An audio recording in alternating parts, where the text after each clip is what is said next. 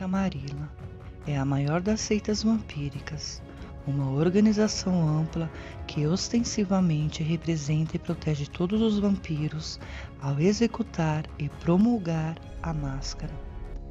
Ela é atualmente composta por 6 clãs, embora oficialmente considere todos os membros sob seu alcance e receba qualquer um que obedeça suas leis. Além de evitar que as massas mortais passem a descobrir a existência dos vampiros, a Camarilla objetiva manter o status que da sociedade vampírica. Para tal, boa parte da sua estrutura e tradições refletem a da sociedade cainita, na Europa, na Idade das Trevas, e a coloca em desacordo com a agenda do Sabá e dos anarquistas. Em geral, boa parte da abordagem da Camarilla para manter a ordem envolve decretar as tradições, que, entre outras coisas, significa apoiar um sistema de domínios feudais, e a responsabilidade de senhores para a conduta de suas crias. A posição da Camarilla a respeito dos mortais é simplesmente pragmática. Na Idade das Trevas, a Inquisição e outras forças mortais foram responsáveis pelas vidas de incontáveis vampiros.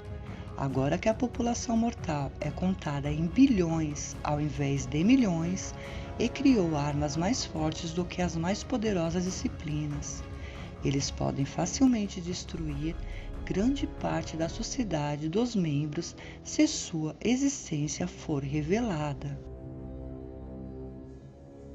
Assim, ela se assegura de que as populações mortais não sejam excessivamente ameaçadas pelas atividades vampíricas para proteger a máscara, para não contar com a boa vontade da humanidade. Os membros são encorajados a se misturar com os mortais da melhor forma possível e guardar a civilidade e compostura que vem se manter as características humanas. Quase todos os membros da Camarilla estão na trilha da humanidade, com as trilhas da sabedoria, sendo fortemente desencorajadas e normalmente apenas praticadas por anciões. A ampla maioria dos membros da Camarilla não tem mais do que 1 século ou 2 e não viveram durante o tempo quando os antediluvianos eram forças ativas no mundo, embora possam ter sido educados na história de Caim e a criação dos vampiros. Muitos consideram tais histórias como mitos, tendo sido criados em tempos mais científicos. Os líderes das seitas há muito criaram uma política severa de negar a existência de seres tais como os antediluvianos, ou ao menos alegar que eles morreram séculos atrás. Similarmente, falar sobre a Gehenna é desencorajado se não punido, seja apenas devido à preocupação genuína que tais ideias possam fazer com que os indivíduos se tornem paranoicos, irracionais e talvez até se unir a cultos da Gehenna. Ainda que poucos membros professem acreditar em histórias do fim dos tempos, muitos também ficam nervosos em ver sinais e agouros que aparecem com frequência nas noites finais.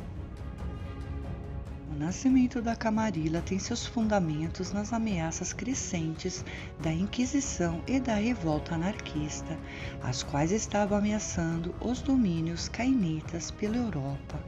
Embora tenham havido tentativas de formar alianças no passado, o encontro de anciões para considerar seriamente a ideia de formar uma liga de vampiros não surgiu até 1394. Entretanto, pouco veio dela, até que um forte ataque foi feito no castelo do ancião Ventry. Os pretensos fundadores reconheceram a necessidade de uma frente unificada e então reuniram várias de suas crias e servos mais confiáveis numa forma-tarefa conjunta para usar contra os anarquistas. século XX, a Camarilla foi bastante enfraquecida por disputas internas enquanto os membros tomavam lados diferentes nos conflitos da Europa. Isto foi especialmente verdadeiro durante a Segunda Guerra Mundial, quando muitos anciões, particularmente entre os toreadores, Tremere e Venturi, apoiaram as forças do eixo. O Conselho Interno se recusou a tomar algum lado. Ou mesmo os próprios Justicares terminaram trabalhando uns contra os outros. Contudo, quando a bomba foi lançada sobre Hiroshima, se tornou mortalmente aparente o quanto era importante preservar a máscara e a paz global, pois os mortais agora possuíam o poder de destruir tanto a si próprios quanto a todos os vampiros.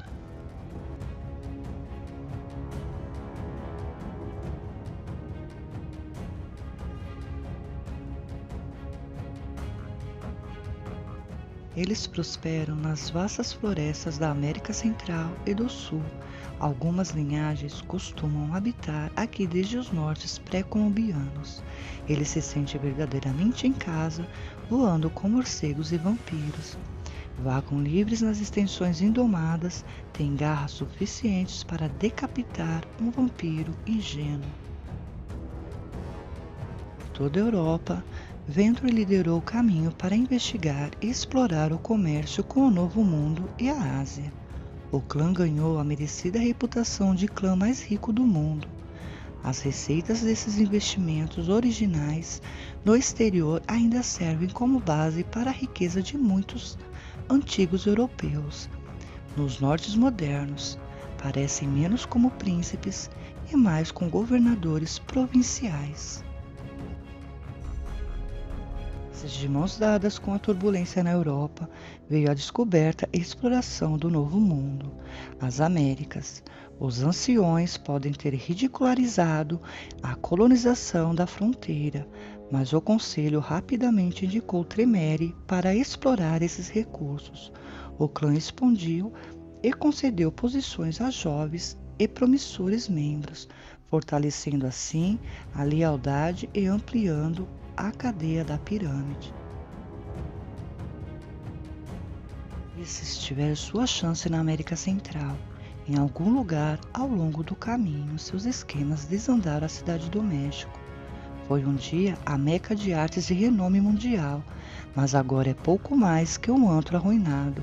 O Brasil e a Argentina possuem grandes populações de toreadores, decadentes, ricos, diferenciados quanto aos ares tropicais nas imediações. Os Ferato estão desconfortáveis na América do Sul e Central. A maioria prefere evitar a área exatamente pelos mesmos motivos que os Gangrel. Se sentem atraídos para essa região turbulenta. Apenas uma coisa leva os Nosferatos cada vez mais profundo nos territórios inexplorados: a curiosidade. Esses vivem mais para o sul na América. Não é um território muito familiar. Às vezes há ecos de sangue antigo derramado e fogo, mas eles são antigos e desbotados. O chamado não vem muito da América do Sul. Rumores de ambos os lados, da Camarilla e do Sabá, afirmam que alguns dos antigos decidiram se estabelecer por lá. Não há muito espaço para recém-chegados deixarem sua marca. Já infestam as repúblicas, devastados pela guerrilha na América Latina, tendo imigrado durante as noites de conquista e multiplicando-se desde então. Alguns bruxados de sangue indígena, com seus próprios caminhos e rituais, perturbam os tremeres da região.